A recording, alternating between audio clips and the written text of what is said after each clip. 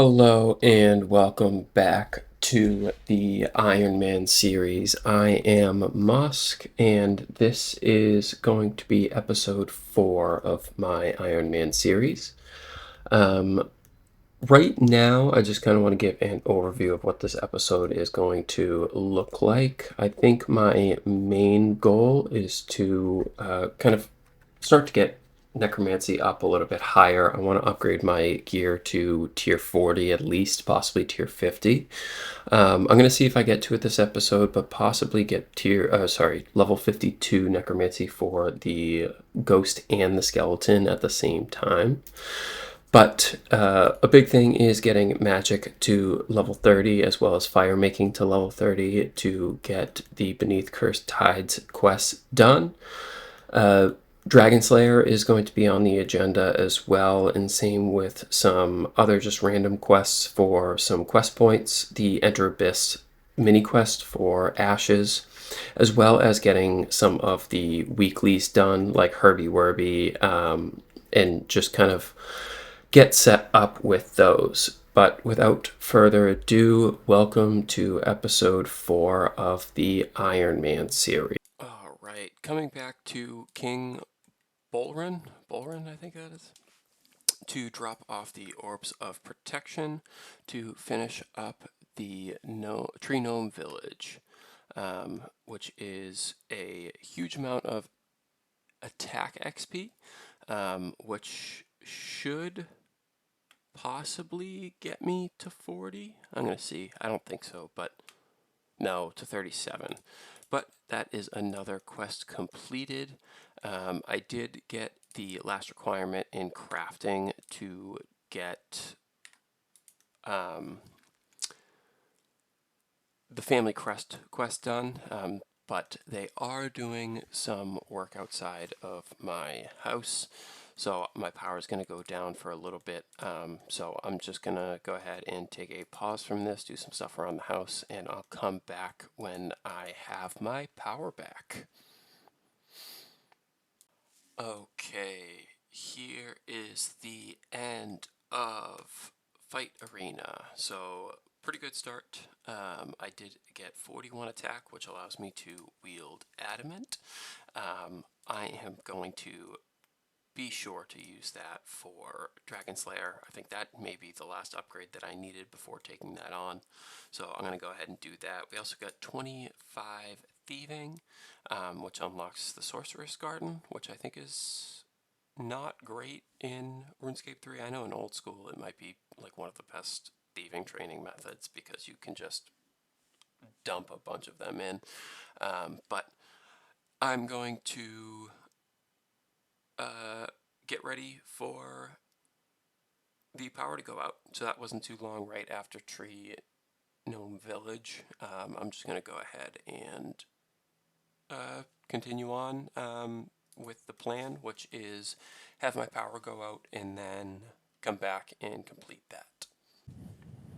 Okay, I ended up getting up to 37 prayer. I was working on getting the bass from Green Dragons while I was just doing some combats. I did end up getting 41 attack, so I have my new Adamant Scimitar, and now I'm going to at least try to take on Elvark, now with the Protect from Magic prayer, even though it seems like I'm getting taken out here.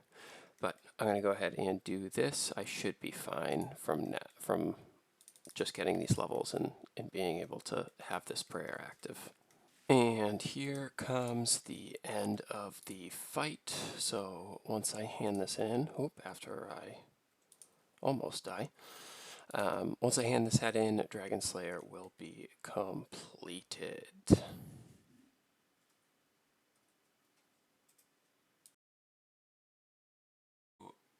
I don't know if this is a visual glitch or what. It seems like that one over there has it, but I cannot mine these. But I'm doing the Enter Abyss mini quest, and I just noticed that, so that was kind of weird. Okay, this is going to be the end of the Enter Abyss mini quest. Nice little rune crafting XP in the small pouch, but I did do this quest so that I can get some ashes from the Abyss.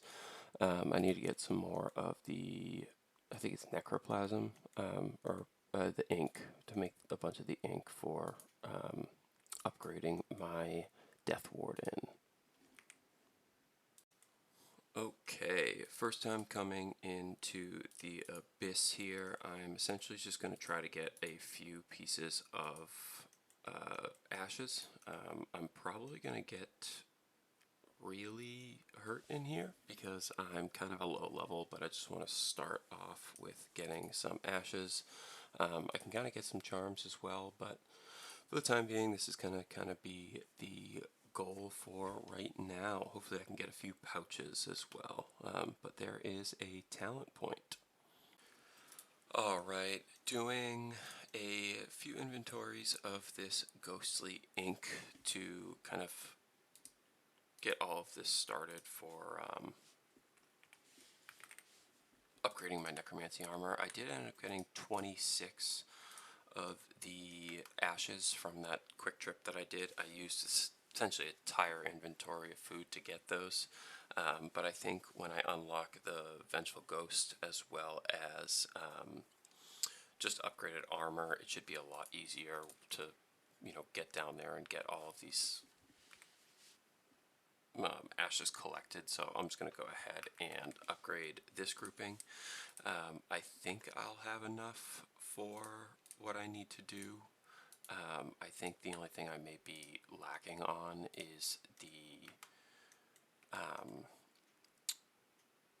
spider silk, but that's, super easy to get. So I'm going to go ahead and just double check, make sure I have enough to finish that off.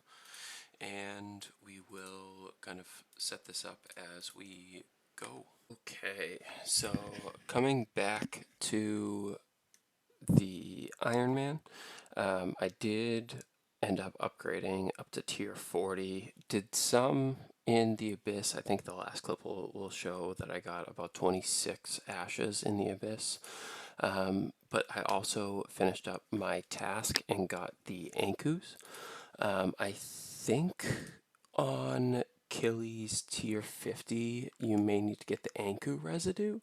I'm going to go ahead and look that up just to double check to see kind of what is needed for that, for Killy's tasks. But I do have the upgraded Death Warden. I did end up having a crafting challenge and ended up making some green dragon hide for myself. With my defense level, I can wear that. I think at 50, I'll be able to wear. Is it blue dragon hide? Yeah, blue dragon hide. I could also get the Fremnik items as well, but this episode, obviously, I got my upgrades to tier 40. I did enter the Abyss. I haven't done the beginner quests yet, or the short quests, I should say, so I'm going to go ahead and do that. I also did Dragon Slayer, so really all I have left is getting these 6 quests taken care of, as well as getting my magic up to level 30. Level 12 right now. It just hasn't been a big focus of mine, but I'm going to use those for any of these quests if there is any combat. I don't think there is, but I'm just going to go ahead and use magic for the time being while I kind of get these quests on. It's just going to make it nice and easy. Alright, so after my upgrades to my Death Warden, I ended up getting a few of the quests done. I just finished up the Sanctum Guardian quest. I think it's called Soul Searching, which unlocks that. That's obviously something that's going to not be happening anytime soon, so I just remembered to do my Herbie Werby. I want to kind of get this done by the end of the week. It's been a few days since I've played, so kind of just coming back into playing and getting Herbie Werby done. There is 40 in the herb lore skill. I don't think that unlocks anything big. It does unlock irrits, so I think we may be getting close to super attacks, which would be good in the long run. But I am going to focus on Herbie Werby. I'm going to get my 100 points for this week, and then I'm going to probably continue on with the magic training so I can get. I'm trying to remember the quests. It's for Beneath Cursed Tides. So get that quest done so that I can start the giant oyster before the month end. I do have a monthly reset token, and I do like to use it on that on my main, so I may use it on that on this just to get possibly some of the fortunate components. I do know that clue scrolls are going to be something that I'm going to need to focus on too, so those are going to be some big things upcoming, but I'm just going to finish up my Herbie Werby today and see where that takes me. Okay, so 100 out of 100 points in Herbie Werby. I'm going to open the shop. As you see, I have the 100 spirit points. I'm really aiming for the herb bag and the upgrade. So obviously that's going to kind of take a month to get, but for the time being, that is a start to it. Now I am going to go ahead and AFK some magics for the time being. I do have a daily agility and summoning and dungeoneering task today, so I'll see kind of where that takes me. I may go ahead and do the summoning and agility just right in Berthorpe / Tavalry. Jeez, can't speak. And then maybe do the dungeoneering while I'm getting up some of these magics. So I'll see where that takes me, and kind of just test out this magic setup, which is not great at the time being. So I'm going to go ahead and get these daily challenges done. Okay, I don't want to admit how long that actually took me, but I finished up URIT and opened up the puzzle box, ended up getting a U composite bow, which is a fortunate component, some holy biscuits, which really isn't useful at all. I mean, it does give 10 prayer points back, but as of right now, not that useful. So what I'm going to do is continue on with magic training, got up to level 15. I think that's the last goal except for 52 necromancy that I have for this episode. So I'm going to kind of AFK and work on those. I think that there is a wilderness event that's coming up in 2 minutes. I think it's the tree. Yeah, so it's the tree, which gives us a decent amount of money in alcohols, as well as getting us some like chinchampas, some prayer XP as well. So I'm going to go ahead, do that, get back to magic training, and then train some necromancy. Okay, finishing up with the Bloodwood tree, I believe it is. But I'm just going to go ahead and tally out to open up these wild sack of rewards. I ended up getting all 3 done, which is pretty good. Also got up to level 24 fire making, 36 wood cutting, and then 18 farming, which is a big jump. One of the really good things too is I can start to breed and raise rabbits. I know with the necromancy armor, I think it's tier 60, I need to start getting the wool from the sheeps to actually make the new type of thread for that. So that's going to be coming up pretty soon. So I'm just glad that I got that out of the way. But to open up, I'm going to go with the regular sack of rewards and got some good black salamanders, some Necronium Savage. I know when I open up Invention, the black salamanders give some pretty good components, so I'll be using those. But some Bloodwood Seeds, some great Infernal Ashes for Prayer XP. I did get up to 39 while I was just kind of doing AFK stuff. And I did one of the construction weeklies, and that got me up a pretty decent amount. But the very sack of wild rewards gets us a lucky charm, which is good, but we're not going to be going to Zamrock anytime soon. But also a ruby chalice, which I think is some pretty decent money if I'm not mistaken. So let's go hand it in over here. So if anyone didn't know, when you get ruby chalices, you can get them also from Revenants. But if you hand them in to Nastroth or I believe Mandrith, you can just sell them. So 250k right there, which is a great amount of money. I think that doubles our cash stack. So there is that. I know the medium plated is another 250 elk. I don't have the level for high elk, nor do I have the explorer's ring. So I'm just going to put that in the bank for the time being because I don't necessarily need the money right now. But that's some fantastic kind of Ironman items. I did get a strange rock while I was doing that, but that's some great items from that event. So I'm going to try to do those more and more often now. Okay, so coming up on the 30 fire making that I need to get Beneath Cursed Tides all said and done with, I did end up getting 30 magic. I think I recorded it, but I don't think I'm going to add it in. It's kind of just a clip where I got confused of the requirements. But this means that I can get this quest all said and done with, and there it is. But here we have Beneath Cursed Tides. It is a medium length quest, so I think I'm going to go ahead and take care of that after. I kind of get some stuff done around the house, but I will take care of that. And I think the next item on the list is going to be getting 52 necromancy. Finishing up here with the Beneath Cursed Tides. As you can see in my inventory, I do have the monthly as well as the weekly reset tokens. I'm going to go ahead and use the monthly on the dive over here or the giant oyster, or when I get over there.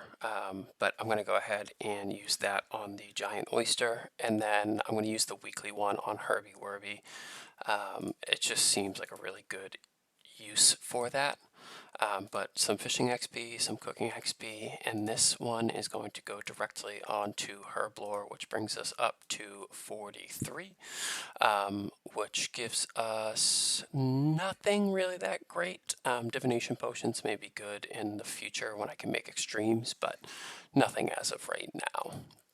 So I'm going to go ahead and go see what I get out of the oyster. I'm at flesh crawlers here. As you can see, just getting up some necromancy levels and getting some herbs for Herblore. I just kind of thought of this as a kind of last minute thing. I was like, I should probably get some herbs for moving forward. But I did get 49 necromancy and 48 defense, which unlocks resonance, which is a great ability for us to use. We're almost up to the rune and mystic armor, so that will kind of be, the 2000 best in slots, or 2007 best in slots. But I am also with that level able to unlock War's Retreat. So this is kind of the end of this episode. I believe I'm going to try to get my first boss kill in the upcoming days, which is very exciting. So I'm just going to go ahead and unlock War's Retreat. I believe also Death can give me a Reaper assignment now. I currently don't have anything for that, but I'm going to talk to War here. I'm going to see if there's anything I can unlock or anything I can do with the Reaper assignment. But I just wanted to say thank you very much for tuning in, and I would like to ask you to just leave a like on the video, post a comment if there's anything that you think that I should do. I know on the first episode there was a few comments that I do want to catch up on and get kind of taken care of, because there's very good information from all of you in the comment section. So thank you, and like, subscribe, and comment down below. Thank you.